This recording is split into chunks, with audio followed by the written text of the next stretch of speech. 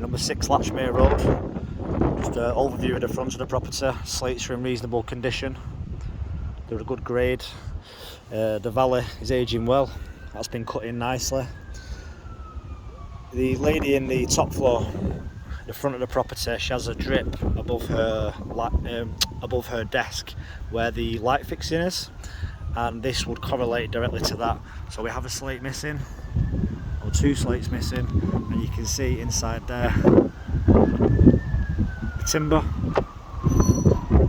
that'll be rotting, and the water will be finding its way in. There must be a hole in the felt, otherwise it'll be running down and finding its way to the gutter underneath the slate. But there must be some damage to the felt there, so we'd need to remove some of the ridges, the slates, new felt, new batten, and then reaffix these slates in this area.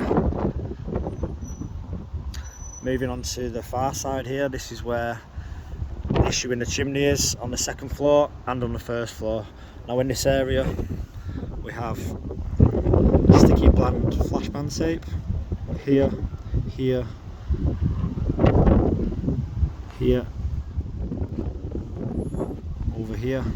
This is just a sticky tape for roofs. It's a quick bodge job, temporary repair, get in, get out. So that's what's been done around here. Slates are a bit of a mess at the base around there as well. So this area needs addressing.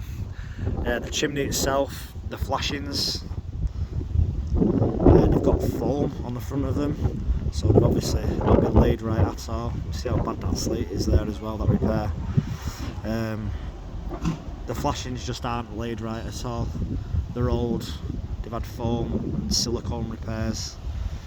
You've had one new one at the top, funny enough, but it's not lapped around the side, so it's not actually doing its job. But you can actually see a hole just there. The back apron,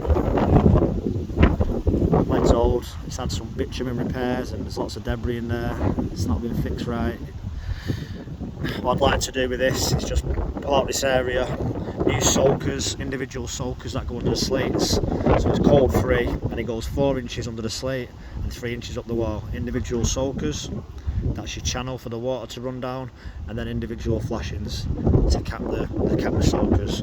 This needs to be done correctly. We're going to need a new apron on the back to span that for the water to run off safely. You see, a lot of people just beat them. We like to weld them.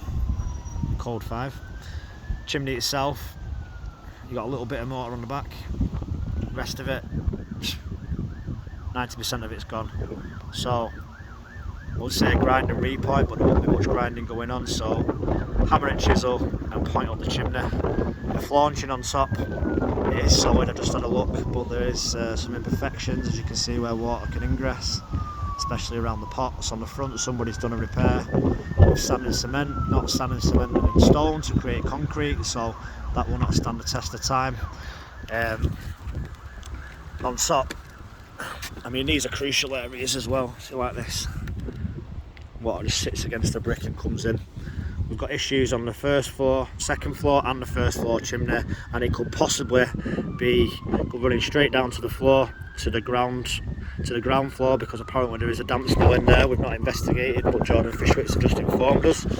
Up on the top, these are actually the correct ones for capping, but they're not large enough, so that's just sitting. These are technically next doors, but as it's on the chimney breast as a whole, this could definitely be affecting your property, even though that is technically next doors. So here, some silicone repairs that have been made, not very good, and then the slates on the end. I mean, it's loose. This is some sort of spaceship that's been put on top. It's actually not bad. If you do get dry and rain, it's the lesser of the 6 evils. This one has 2 holes in either side. These has been cemented on, but water's always going to find a way around this.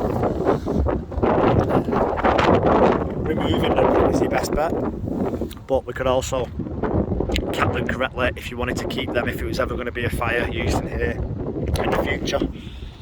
Moving on to the back.